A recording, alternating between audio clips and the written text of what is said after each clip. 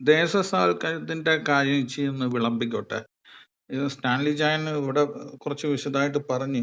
അപ്പൊ ഞാനത് ഇന്ദിരാഗാന്ധി ആ കാര്യത്തിൽ കാണിച്ച കുറച്ച് ചെറ്റത്തരം ആണ് എനിക്ക് ഇവിടെ കാണിച്ചു തരാനുള്ളത്.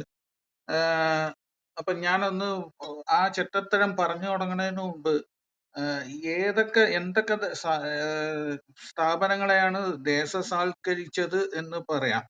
ഈ കമ്മികൾ പറഞ്ഞു നടക്കുന്നുണ്ടല്ലോ, നട്ട് നനച്ച് വളർത്തിയ പൊതുമേഖലാ സ്ഥാപനങ്ങള്.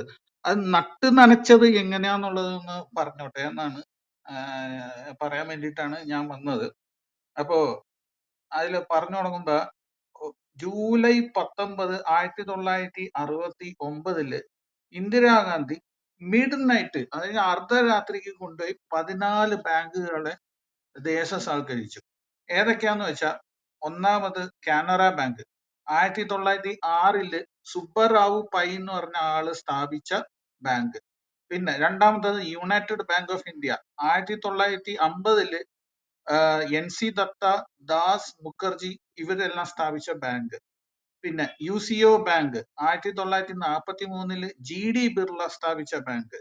പിന്നെ അലഹബാദ് ബാങ്ക് 1865 യൂറോപ്യൻസ് ആണ് അത് സ്ഥാപിച്ചത്.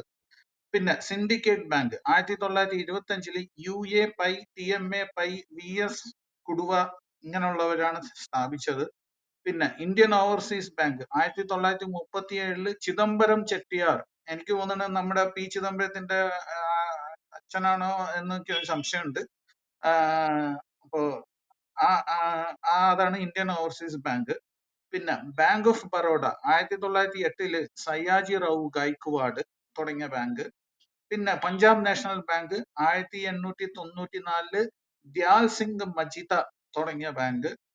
പിന്നെ 9ാമത്തെ ബാങ്ക് എന്ന് പറയുന്നത് Bank of India 1906 Ram Narayan Ruia. Bank of Maharashtra 10ാമത്തെ bank 1935 DK Sathe, VG Khale ഇവർ തുടങ്ങിയ ബാങ്ക്. 11ാമത്തെ Central Bank of India 1911 Firoz Shah Mehta, Sorabji Pochkhanawala ഇവർ തുടങ്ങിയ ബാങ്കുകൾ. ഇവര് രണ്ടുപേരും പാർസികളാണ് കേട്ടോ, സെൻട്രൽ ബാങ്ക് ഓഫ് ഇന്ത്യ തുടങ്ങിയത്. പിന്നെ 12ാമത്തെ bank Indian Bank 1907 A Chettiar, VK Iyer, R Chettiar ഇവർ തുടങ്ങിയ ബാങ്ക്. പിന്നെ Dena Bank 1938 CD Nanji, PD Nanji ഇവര് തുടങ്ങിയ ബാങ്ക്. ഇവര് ഹിന്ദുക്കൾ തന്നെ.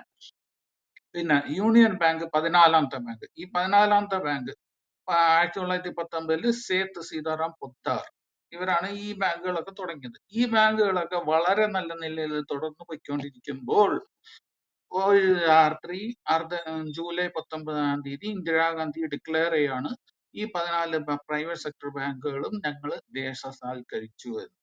ആ ദേശസാൽക്കരിച്ചതിലെ ചെറ്റത്തരം ഞാൻ പിന്നെയും പറയാം. അതിനു മുമ്പ് പിന്നെയും കുറച്ചുകൂടെ ഒന്ന് പറയാനുണ്ട്. 11 വർഷം കഴിഞ്ഞിട്ട് പിന്നെ ഏപ്രിൽ 16 1980 ഇന്ദിരാഗാന്ധി പിന്നെയും 6 ബാങ്കുകളെ ദേശസാൽക്കരിച്ചു. അത് ഏതൊക്കെയാണെന്ന് വെച്ചാൽ Vijaya Bank, Punjab and Sindh Bank, Oriental Bank of Commerce, New Bank of India Limited, Corporation Bank, Andhra Bank. ഇതൊക്കെ തുടങ്ങിയത് 1908 തൊട്ടുള്ള സമയങ്ങളിലാണ്. 1906 തൊട്ടുള്ള സമയങ്ങളിൽ തുടങ്ങിയ ബാങ്കുകളാണ്. ഇത് തുടങ്ങിയതിൽ AB ഷെട്ടി, വീർ സിംഗ്, രാജ് ബഹദൂർ, ലാല സോഹൻലാൽ, മുൽക്ക് രാജ് കോഹ്ലി ഇതൊക്കെയാണ് പേരുകള്. പിന്നെ ഇതിൽ കോർപ്പറേഷൻ ബാങ്ക് മാത്രം ഹാജി അബ്ദുള്ള ഹാജി കാസിം സാഹിബ് ബഹാദൂർ എന്ന് പറഞ്ഞ ആളാണ് തുടങ്ങിയത്. അപ്പൊ ഇത്രയും ബാങ്കുകൾ ഉണ്ട്. ഇത്രയും ബാങ്കുകൾ ഒരു രാത്രി പെട്ടെന്ന് ദേശസാൽക്കരിച്ചു.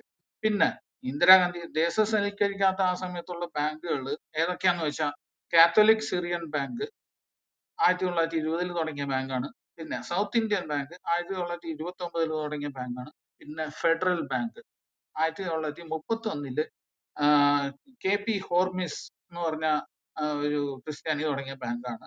അപ്പൊ ഈ 3 ബാങ്കും കേരളത്തിലെ ബാങ്കുകൾ മാത്രം ഇന്ദിരാഗാന്ധി തൊട്ടില്ല. ബാക്കിയുള്ള ബാങ്കുകളെ മൊത്തം ഇങ്ങനെ ദേശസാൽക്കരിക്കുകയാണ്. ഇനി അതിൽ കാണിച്ച ചട്ടത്തിന്റെ ഒരു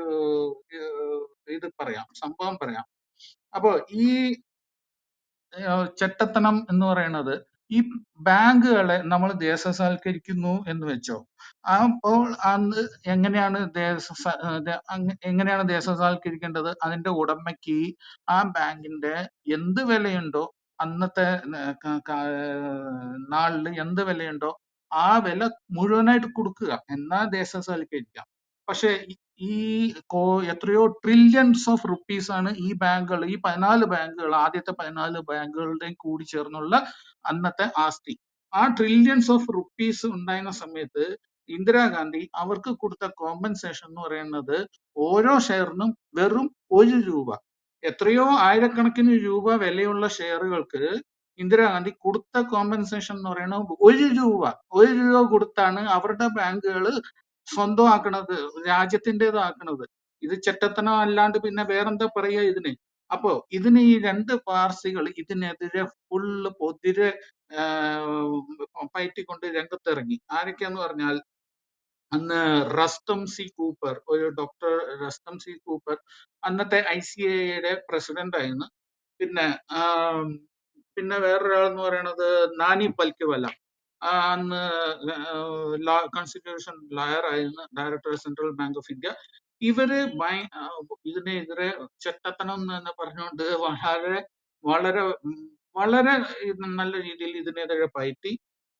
എന്നിട്ട് ഇത് ഇതിനെ കോർട്ടിൽ അവർ കൊണ്ടുപോയി. അന്നത്തെ ഈ ഇന്ദിരാഗാന്ധിന്റെയും ഈ കോൺഗ്രസ് പാർട്ടിക്കും എതിരെ ഇവർ കോർട്ടിൽ പോയി കേസ് ഫയൽ ചെയ്ത്. അപ്പൊ അവരുടെ ആർഗ്യുമെന്റ് എന്താന്ന് വെച്ചാൽ, okay, business of banking can be nationalised but not the assets of the bank. അപ്പൊ ഈ ഈ ട്രില്യൺസ് ഓഫ് റുപ്പീസിന്റെ ഈ ആസ്തി ഇവര് വളരെ തുച്ഛമായ തുക കൊടുത്താണ് ദേശസാൽക്കരിച്ചത്. അതും ഈ ബാങ്കുകൾക്കൊന്നും NPAs ഇല്ലായിരുന്നു, അതായത് നോൺ പെർഫോമിംഗ് അസറ്റ്സ്. ഇന്ന് നമ്മൾ കേൾക്കുന്നുണ്ടല്ലോ ഒരുപാട്, റൈറ്റ് ഓഫ് ചെയ്തു, ഇത്രയും റൈറ്റ് ഓഫ് ചെയ്തു, ഇത്രയോ കോടി റൈറ്റ് ഓഫ് ചെയ്തു എന്നൊക്കെ. അപ്പൊ ഇങ്ങനെയുള്ള ഒന്നും ഒട്ടും ഇല്ലാതിരുന്ന ബാങ്കുകൾ, വളരെ നല്ല എഫിഷ്യന്റ് ആയിട്ട് പോയിക്കൊണ്ടിരുന്ന ബാങ്കുകളായിരുന്നു അത് ആ സമയത്ത്. അപ്പൊ ഈ കേസ് കേട്ടോണ്ടിരിക്കുന്ന സമയത്ത്, കേസ് നടന്നുകൊണ്ടിരിക്കുന്ന സമയത്ത് ഇന്ദിരാഗാന്ധി വേറൊരു ചെറ്റത്തനം ചെയ്യാൻ ശ്രമിച്ചു. എന്താന്ന് വെച്ചാൽ ഇവരെ ഒന്ന് ഒന്ന് ഒന്ന് ഒന്ന് എന്തെങ്കിലും കൊടുത്തൊന്ന് മയക്കാൻ നോക്കി. ഏത് ഡോക്ടർ കൂപ്പറിന്റെയും ഈ നാനാ പാൽക്കിവാലയും. എന്താന്ന് വെച്ചാൽ ഒരു ക്യാരറ്റ് കൊടുക്കുകയാണ്. ക്യാരറ്റ് എന്ന് പറയുന്നത് എന്താന്ന് വെച്ചാൽ ഈ ബാങ്കുകളുടെ ഒക്കെ സ്റ്റാറ്റ്യൂട്ടറി ഓഡിറ്റ് എന്നുള്ള അധികാരം ഇവർക്ക് കൊടുക്കാം എന്ന് പറഞ്ഞുകൊണ്ട്, അതായത് ഒരു ഒരു ഒരു ഇവർക്ക് ഒരു ക്യാരറ്റ് ഇട്ട് കൊടുക്കുകയാണ്. അപ്പോ അങ്ങനെയാണെങ്കിൽ ഇത് ഈ സൂട്ട് വിഡ്രോ ആണെങ്കിൽ, കേസ് വിഡ്രോ ചെയ്യുകയാണെങ്കിൽ, കേസ് പിൻവലിക്കുകയാണെങ്കിൽ നമുക്ക് ഇങ്ങനെ ഒരു അധികാരം തരാം എന്നുള്ളത്. പക്ഷേ ഇവര് വളരെ സത്യസന്ധരായ ആൾക്കാരായതുകൊണ്ട് അതൊരു പുച്ഛത്തോടെ അതിനെ നിരസിക്കുകയും കേസ് കൂടുതൽ ശക്തിയായിട്ട് അവിടെ വാദിക്കുകയും ഉണ്ടായി.